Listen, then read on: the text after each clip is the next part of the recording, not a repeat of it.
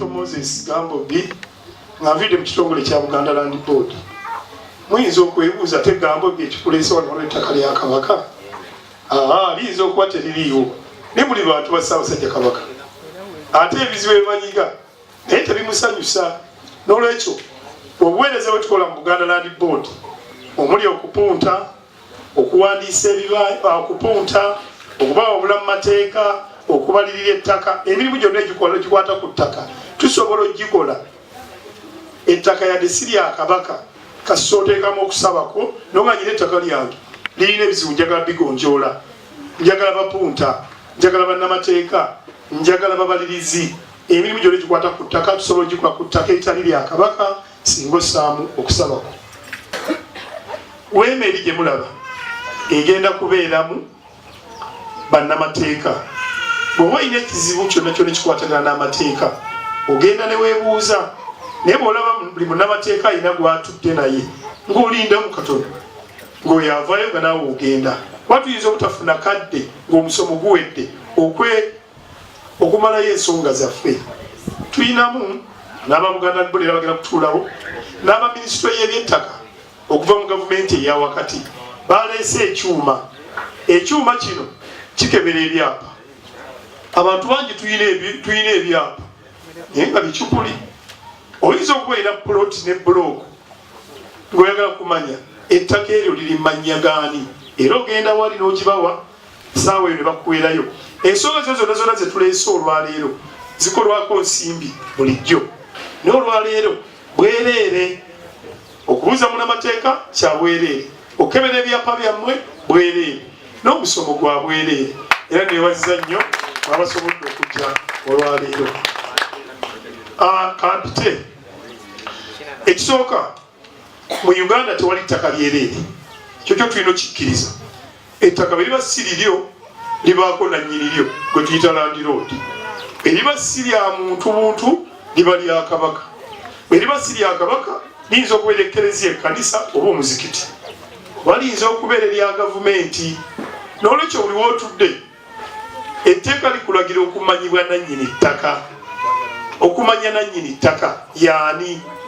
Ne waliwo enkoleza ennaku zino titugula ebibanja nga bwe twagala.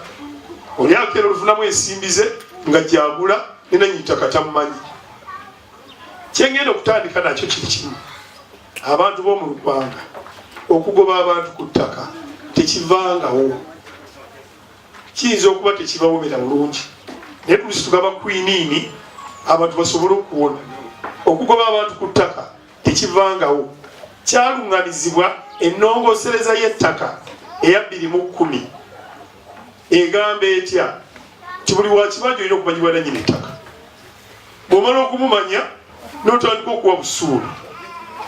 Mufeno ani abadde awa obusuulu wonna waatudde tuwanike emikono tubeere b'ensimbu gye tuli. Olaba tuli batono. Etteeka no likulagira ti buli wootudde ng'oli wa kibanja olina okuwa busuulu.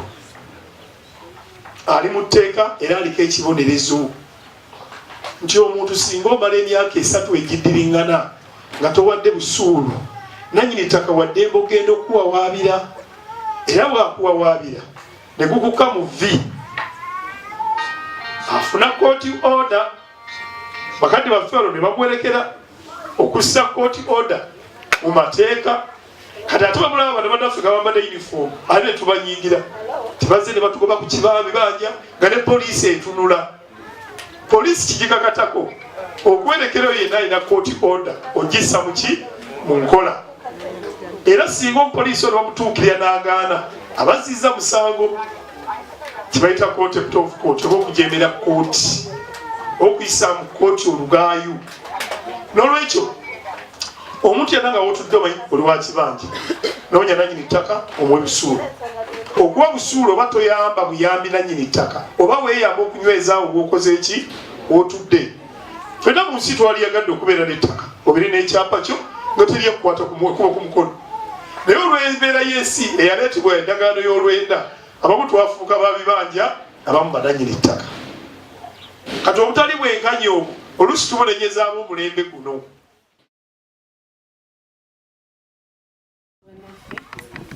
Amanya Florence Namboze Bale.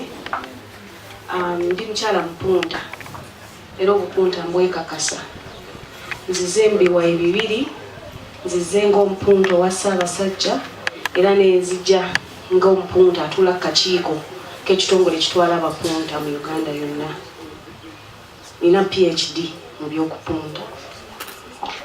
Abantu abamu okupunta bakubuusa amaaso.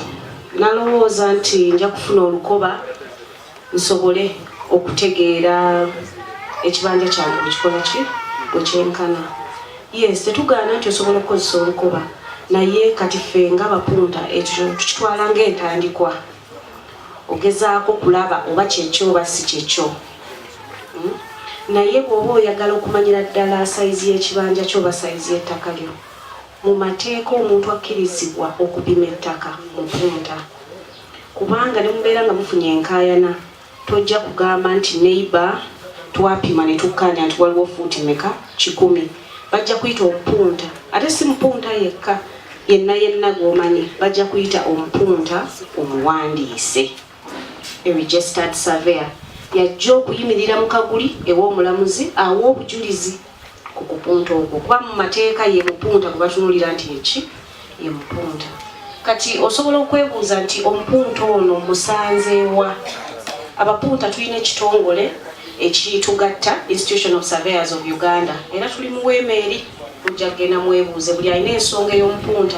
Oyagala okumanya nti omuntu gw'okozesa gw'osuubira nti mupunta amazima mupunta. Kuba tulina enkalala z'abapunta bonna mu Uganda. Abapunta tulina abapunta ba mirundi 3. Tulina ba valuation surveyors nabo babeera bapunta. Abamu babakazaako kya valuer ne bapunta nga ffe bagezi b'ebintu oba ettaka oba assets. Oyagala okumanya nti emmotoka yange erimu ssente mmeka okozesa omuntu bw'atyo evaluation surveyor. Then ne bano ab'ebizimbe ba quantity surveyors nabo tuli mu kibiina kyekimu nabo awo ne tubeerayo ffe ab'ettaka. Kati oyinza okulowooza lwaki nandipimye ettaka lyange. Kisooka nakibagambye, tosobola kukakasa bugazi oba bunene bwa ttaka oba kibanja nga topimye ettaka. Ojja kubitegeera ng'omaze kupunta ttaka. N'ekirala ojja kwagala okufuna ekyapa.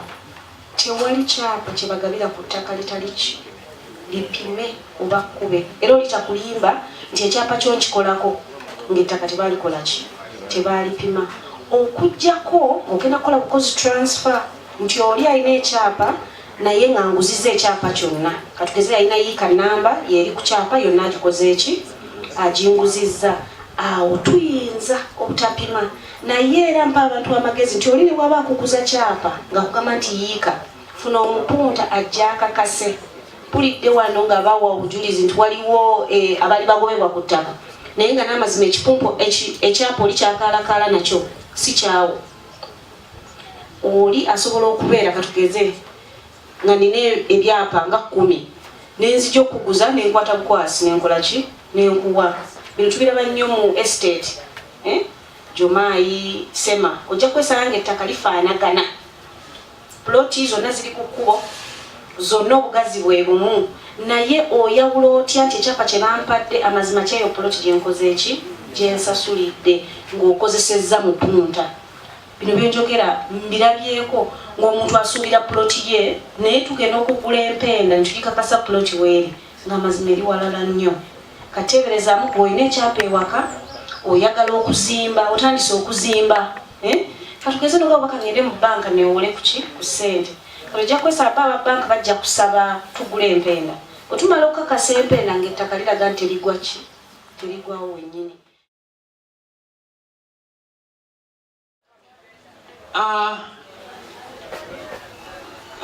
Kizito yayogedde dda tezi nakulira ku kyalo buli omu amanyi biki ate baaze batusengudde kooti tufuna okusoomoozebwa. Abantu abamu oyinza olowooza ogenda mu kooti gwafuuka muziro ate nga batuufu. Lwokuba okuva nedda baatugambanga nti kooti ogenda mu kooti ne bakutwala mu komera oba ofuddeko ekitundu lw'okuba ekomera yentaana ya ku nsi n'olwekyo okutuukirira omulamuzi oba kooti oba ofudde ekitundu ojja kuvaayo osanga okufa kulyo kwenyini ng'era ku nsi wafaako. Kati no embeera efaanawo etyo mbasaba nti ekome. Emisango emizibu gy'okusala mu kooti zaffe gwe musango ogwo nti Kawala yawaabye n'oyita Kalenzi n'agamba nti sijja. Of course tuba tumanyi nti ekiddandirira kijja kubeera miranga. Kawala ayinza okujja n'asengeka ensonga ze nti Kalenzi yasaalimbidde ku ttaka yange n'atunda n'atatugamba bameka be yaguzizza ani gwe yaguzizza n'anokolayo omu gwabo. Naye nga Kalenzi lw'okuba abamuwa ssente bangi olwedde wano Lukwanga ku makya waliwo yaŋŋambye nti bano mulina n'abalenzi abagula ebizibu nti ettaka lireeta ekibanyi nti enkaya ezo enjagala ezo nizo ekyo nkitambuza ekyo. Kati Kalenzi aze watyo Kawala Kalenzi taze mu kooti. Enkomerero ya byonna ffe mu mateeka ate batuwanako eduusu ne batugamba nti omuntu aba taze mu kooti ng'olina okukakafu nti yajja gamba nti gumusinze. Lw'okuba kirabika nti be bamuvunaana abikiriza bimukwasa ensonyi okujja eno embuga nti ajja kuswala. Naye ate obuzibu gye buva enjawulo n'oyo aganye buganyi kujja mu kooti n'oyo bwe bagambye nti bakuyita embuga oluusi nzibu y'okumanya. Ffe tugendera ku bigambo by'oyo alabiseeko yeeka. Abasibule banyabo byalina mutusaako engalo. Amanya Kiddu Godfrey nze OC alwala polisi y'omu Lugwanga. Kusookera ddala nja kusobola okwebaza olukiiko olutesitesi oluteekesa omusomo guno olw'omulimu gwe bakoze omulimu munene ddala era nja basaba bannalugwanga bakubire mu ngalo ez'amaanyi. Temanyi ebibuuzo bingi nnyo wewaba muze bamuswaba basajja nti basobodde kujja simanyi lwaki naye nga nensubira tulina kwekwasa nti olukiiko lwabaguddeko obugwe mwe abalina ebizibu ebisinga obungi ku matatu. Olina okusookera ku police headquarters enaggulu ova enaggulu n'ogenda ekibuli ova ekibuli n'ogenda ekawempe bantu anda akawempe n'ogenda wa DPC Wakiso n'ojja mu ofiisi yange okusemberayo n'owatukisa okugiteeka mu nkola era gye tuyitamu. Ennaku ezo nafuna mwami Mulani yajja mu ofiisi yange ne court order ng'eri plain yes yaliwo court seal n'emitera gye tuyitamu ate nagissa mu nkola bwebanga ezze nga ekulagira okuyimiriza buli akulira ku ttaka eriko enkayana oba kuna kyakolerako oba okulemerako oba okuzimbako emitera gyerina okuyitamu nzife okugiteeka mu nkola nezirwalagende wange waligaliwo court seal nja kuadvisinga kutya mitendera egyo tusobola okutwanguyiza emirimu gyaffe. Bwemba nkugambye saagala ate owalire mwami Mulani bwe yagenda saddamu omulaba kati ayinza okubeera n'agamba nti polisi yamuyamba twamulera emirala gimuyitamu kezi eviction order ngegenda kusengula badde egenda kukola emirala gigiyitamu. Amangu omulamuzi mbadde nsaba nakinyakinyala okulongoosa amakuno ku byoyogedde. Wagambye nti omaze ebbanga ly'emyaka ng'ebiri kitundu ng'oli wa Kisaawe amagistrate tofuna ku fayiro yekuusa ku bya communal trespass ku nsonga z'ettaka mu ofiisi yo ng'evudde mu Lugwanga. Erega okuba maybe ndowooza abakola mu likodi zo bayinza okuba nga tebakuba bulungi oba kunyumba naye nga nze kati nange wano ngenda almost mu bbanga lya myaka ng'ebiri nga ndira mu wano mbulako okujuliza kanono nnyo ne file ziyise emikono gyange nnyingi nga zigenda mu kkooti ne zikomawo nga ziriko ne stamp okuva mu kkooti nga zitulagira okukola then nga lwogamba nti okola fayiro za bubbi balwanye bamulekanga then awo nkisigala kyebuza amasisegidde bulungi. Sseruganda neyanziza Oweekitiibwa Omulamuzi ab'ebyokwerinda bannange abakulembeze b'abantu b'ekitundu kino Transparency International, Uganda Land Board, Minister of Lands, protocols tabuddemu all protocols observed. Nja kutwala omukisa guno okwebaza aba Transparency International olw'okuteekateeka omulimu guno. Ndabye omulamwa gugamba women, land and corruption. Ndowooza omulamwa guno gwe gubadde gusingayo. Lwaki? Abakyala kusinziira ku byobuwangwa byaffe bebasinga kubeera ne rights ntono oba bebasingayo okubeera ne obuyinza obusimbayo obutono ku nsonga zaki z'ettaka obwananyini. Ekisooka mu buwangwa bwaffe ng'Abaganda omukyala tasikira bya taata we, tasikira taata we, si bwe kiri? Naye taata we omuntu yabeera n'ebyobuki ate yabeera n'ettaka. Sekitegeeza nti ye kasita taata we abatakyaliwo abavuddemu abaviiriddemu awo ng'okusima ebbumba.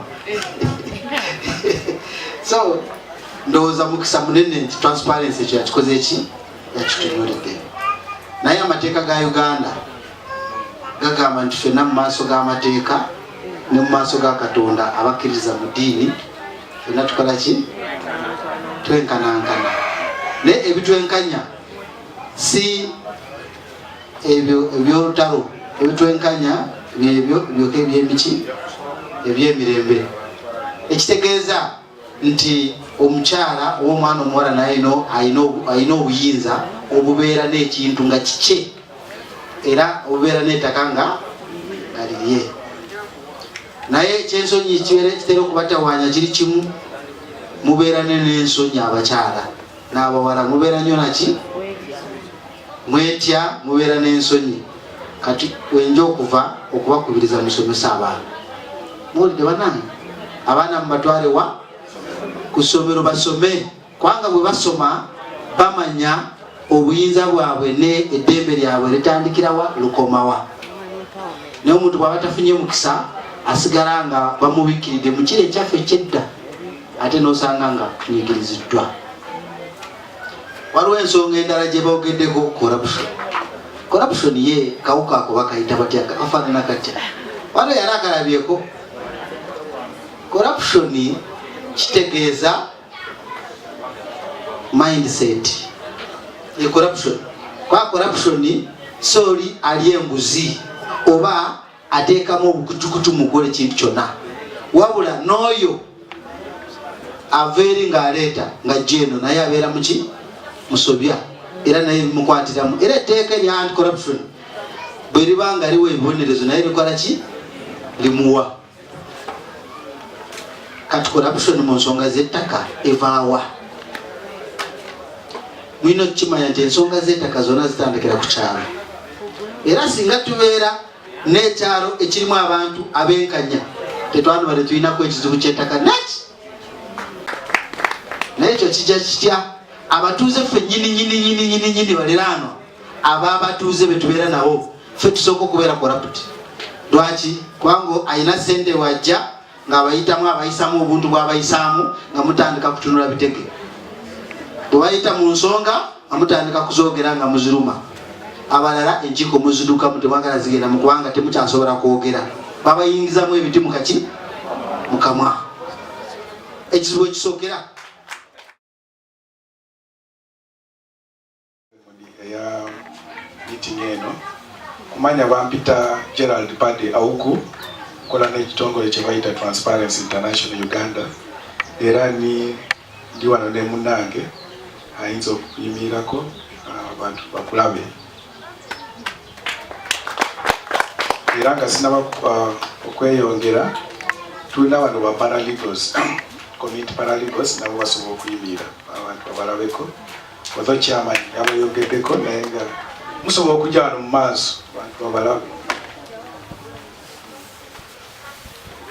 era nga sinaba okubeerako nekyenjogera munzikirize yanjuleko ku bakulu abalinaffe wano bakulu bano ebakoze wamu naffe okulaba tino tubeera ne meeting eno kansokere ddala munzikirize yanjule magistrate mwami webale nnyo okujja oyo magistrate waffe twabadde naye jo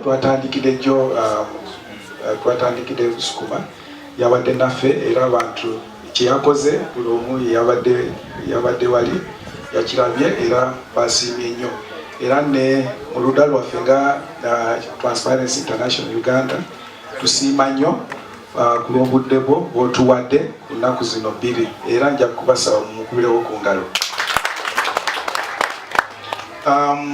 Wano tulina Buganda Land Board. Buganda Land Board mubawulidde era abamu kubo bayogedde olwedde era nabo mulina okubakubirawo ku ngalo. Lwaki tukolagana wamu ne Buganda Land Board? Because nga chairman we yagambye LC3 bebasinga okubeera n'ettaka wane Buganda, si kyekyo nga kuliko ne Wakiso, si kyekyo era within that wali ebizibu mufuna olusi mubeera muli ba tenants mu ttaka eryo naye nga within that wabeerayo ebizibu era mubanga mulina ebizibu ke kaseera okweyogerako.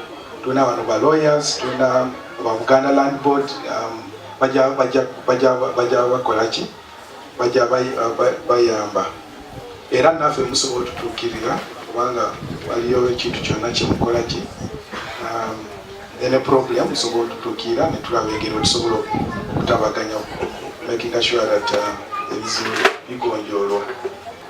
Transparency International tukolaki? Tuli ekitongole ekirwanyisa enguzi era abamu kumwe abafeeling mwatuulirako. Lwanyisa enguzi ya buli njawulo era enguzi eno terese ttaka n'ettaka enguzi kweri. Bulijjo tuwulira mu marediyo, tuwulira mu TV, tuwulira mu mawulire ng'abantu nga babasenza land grabbing, bantu babagoba mu ttaka lyabwe. Ebiseera ebisinga babagoba nga tebakoseza amateeka, nga tebayise mu mateeka. So awo wetugira era kati ngaffe ekitongole ensonga lwaki twayingira nnyo mu ttaka because tumanyi ettaka ye buli kimu. Kubanga tolina ettaka oba tosaana okubeerawo. Olyanga omufu kubanga tolina ettaka. Wadde mubanga ofudde, nali ndabyeko omuntu ng'afudde nga talina bwe bamuziika. Era omuntu amala wiiki namba nga bagezaako okunoonya bwe basobola okumuziika. So that shows how important ettaka bweri. Kati tugezaako nnyo mu kulwanyisa enguzi. Okulwanyisa enguzi si kyangu naye nga ffe ng'ekitongole ne ba stakeholders baffe abali wano twazuula tino omuntu wa bulijjo obanga tubasomesezza basobole okumanya naddala amateeka. Wali engeri weekola ki weeyambira n'omanya tino nga tenant, what is my responsibility? Obunaanyizibwa bwange buliwa bwe buki? Nga landlord olina okumanya what is my responsibility, obunaanyizibwa bwange buliwa? Ekyo kikulu nnyo because ebiseera ebisinga tulaba abantu abo babiri nga bakola ki, nga balwana, nga bayomba. So tugezaako oluusi babikola because okutamanya, bakukola because tebamanyi ekyokola.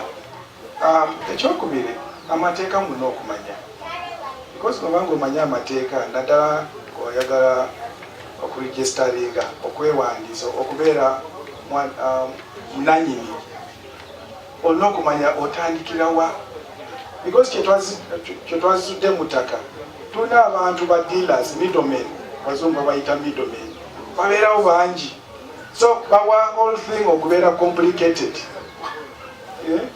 ne bakusaba millions ne millions za sente mukati gwego okufunira kyapa kwetaagisa sente bweziti naye ng'ate sente ebiseera ebisinga sente ze bakugamba zibeera sente nyingi nnyo omuntu wa bulijjo batasobola okukola ki okuraizinga so okumanaginga abo badealers abo tugezaako okusomesa abantu basobole okumanya era njagala kubashiwalinga wano tulina abakuku era bagenda kubawa obudde bwabwe leero basobole okubasomesa kiki kyeweetaagisa ng'omuntu kiki kyeweetaagisa okumanya ng'obanga waliyo naddala mu by'ettaka okay so basaba mubeerewo musome mubuuze ebibuuzo ebyenjawulo abakugu bajja kukola ki bajja baddamu ng'amaliriza nga naatera okumaliriza ofisi yaffe ebeera wagule tubeera Ntinda Ministers Village abajja kuba nga baagala enamba lyaffe gyabawa oluvannyuma tujja kubeera eri mabega era mbasaba obanga waliyo ekintu kyonna naddala mulabira wali enguzi mutukubirako oba mujja mutulabako tusobola okulaba engeri wetusobola ki okwasaganya omanye engeri wetukolamu emirimu yaffe tukolagana wamu n'ebitongole ebyenjawulo lwaki tukolagana wamu n'ebitongole ebyenjawulo because ebiseera ebisinga ffe nga ekitongole tusobola okukola buli kimu kati nobanga olina complain yo tumanyi wakutandikira eri office netubawandikira netugamba waliyo complain eno nebwati njagala mukitunuuleko omuntu asobola okufuna ki weekanya so mwekyo njagala bategeeza kino tuyambye abantu bangi nga tugoberedde enkola eyo because ffe ng'ekitongole batuwamu ekitiibwa bamanyi tino byetukola biri ebintu ebirungi mu ggwanga lyaffe. Kumanya mweki kyemutegeera oli wagamba nze nnina ettaka otegeera kyoli wagamba nnina ettaka ekitegeeza alina ekyapa kye mu ngalo ate omulala kale maama weebale nnyo ettaka kyeki ettaka maama atugambye kyekyapa mu ngalo maama erina kyoyagala otubuulira ebale nyise singa bangamba nti nno olina ettaka nenzikiriza nti nno olina ettaka mba ntegeera nti nno ettaka eryo lyange nze lya bwannannyini tewali wajja kujja oba nja kuwa busuulu oba nja kukola ki neyanziza maama atugambye yategeera nga ettaka lirye lya bwannannyini tewali gwalina kukola ki wa busuulu kyekuusa ne ku kyoli nti oba oliyina nga liryo lya bwannannyini oba oliawo olina neki n'ekyapa ky'omuki mu ngalo n'ettaka kisingako ku ttaka lino lyennyini kigenderako n'ebyo ebibeera ku ttaka bwe emiti we ginaabeera ewa mulirwana ng'ogitema ng'ogamba sinakwata ku ttaka lyo n'olwekyo ettaka kisingako ku kino kye tubeerako ate ettaka kiwanvuwamukko kubanga kintu kya byabuwangwa abamu mujjukira bagamba oyo saabataka oba oyo mutaka gundi akiba kitegeeza oba oliawo alina ettaka mu kifo ekyo kyava abeera omutaka so kyalaganga obumu kyalaganga obwegasi kyalaganga nti munnange yabanyonyoddeko mwali mulabeko omuntu gwe baziika mu bbanga so negye tuva tudda bayibuli nze ndi mukristaayo ndi mukatuliki batugamba nti wava mu ttaka era ojja kujja muki mu ttaka. So twatandikira eyo era ffenna gye tujja okukomekereza nga tukoze eki nga tuzzeeyo. N'olwekyo bino ebibeerawo mu bulamu bw'ensi tulina obikwata n'obwegendereza obw'ekikula ekyawaggulu. Ettaka nga ndivuddeko nga nkunyonyodde nti kubeerako emiti, kubeerako ebyo ebiri wansi waalyo. Oyinza okulaba oli alina ettaka line waliyo omusenyu ate ekirimu eky'obugagga namwe asobola okufunamu ki akasente. So ekiri wansi ekiriko n'ebyo ebiri waggulu abamu bazimbako ne makalina n'ebirala liba ttaka lyaki lyoyo omuntu. Naye lino ettaka olifuna otya? Ettaka osobola okuligula ne libeera liryo nga tewali akubanja, tolina nagwo owa busuulu. Eryo mu mateeka tuliyita freehold. Ng'olina lya bwannannyini, olina obwannannyini obwaki obwenkomeredde. Ssemateeka waffe alina engeri nnya gy'alambikamu gy'oyinza okubaamu n'ettaka. Emu yeeyo maama gye wayogeddeko, wabula endala ekwatagana ku bya liizi. Nti oli ayinza okuba n'ettaka lye n'agamba agundi nkuwadde awo okozesezaawo emyaka 49 bwe giriggwako ng'ettaka lyange likola ki linzirira. Oba oliawo lya gavumenti yeegaba liizi kubanga ettaka lirina osigala nga lyaki lya bannansi. Obanga omuntu si munnayuganda, omukyayina azze ayagala kukozesaawo, bo engeri gye batali bannayuganda talina funa ttaka lya bwankomeredde kubanga si munnayuganda. Ate ssemateeka agamba ettaka ly'abaani lya bannayuganda. N'olwekyo aba afuna ekyo kye tuyita liizi mu mateeka. Waliwo ekibanja. So kyebuuzibwa nti wemba n'ekibanja siba na ttaka, mba na kiki? Mba na kajiiko likomawo eryo ery'ekibanja. Nsima buwanvu ki okumanya nti eryange likomaawo nga ndi wa kibanja? So osobola okubeera n'ekibanja, naye bw'obeera n'ekibanja obeera ne kye tuyita mu mateeka equitable interest, nti oba obona obwannannyini nga togobwa, naye si gwaba n'obwannannyini buli obwenkomeredde. Kitegeeza nti waliwo by'olina okutuukiriza. Engeri ekibanja gye kibeera mu ttaka nga lya muntu liyinza okuba ery'obwannannyini oba nga lya kabaka nga bwe baba bannyonnyodde. Oba olina okusasula ki? Emisoso, obusuulu. N'olwekyo faayo onoonya ennannyini ttaka osasule ki? Obusuulu. Naawe obeere nga weenywezezza w'oli. Era muba muteesa n'agamba nti njagala nkuwe weegule mu ttaka, naawe obeere n'obwannannyini obwenkomeredde. Olwo naawe n'okola ki? Ne mukkaanya ne muteesa. Abamu nno bakikola mu nkola n'agamba ekibanja kyange kya yiika 10 kankuweeyo yiika 2 nze neegule mwezi endala 8 ezisigaddewo nfune ekyapa. Bwe ziri zikole ki? Zikuddire nga nannyini ani? Nannyini ttaka. Bino byajja biti nti byadda abafuzi b'amatwale be baabiyita ne baawulamu bagamba ino Crown Land. Mumanyi nti omukulembeze w'Ebungereza Queen yayina ettaka wano nga si munnayuganda naye nga ayina ettaka wano lingi nno, Crown Land. So kizze nti kirinako history, kirina obuvo. Ettaka we liba nga lirina obuvo kitegeeza waliwo ebitatambudde bulungi bye tulina ffe abaliwo okwekenneenya nga tugenda mu maaso. Mwegendereze nnyo ka Somaliland, waliwo ettaka nga ab'ekika baagiteekawo lya kiggwa oba kijja kyabwe. Kati gwe oba olinako obwannannyini, kuliko amalaalo 50 gw'ogamba ery'ettaka lyange. Naawe ogenda kugula ttaka olabyeko amalaalo 10 ne we liba limu ng'ogamba tewali muntu kubanga tolaba waayimiridde. N'olwekyo ettaka lino olifuna otya? Osobola okuligula naye nga tonnagula ttaka, manya ani nannyini. Singa baagwa mu misoso oba mu ttuluba liri lyemanyonyoddeko nga yabwannannyini alina ekyapa kye, laba ekyapa, genda nga bwe babaleetedde system wano mu Ministry of Lands, kebera kakasa nti ettaka nga bw'aligulaga liri mu mannya ago ag'oyo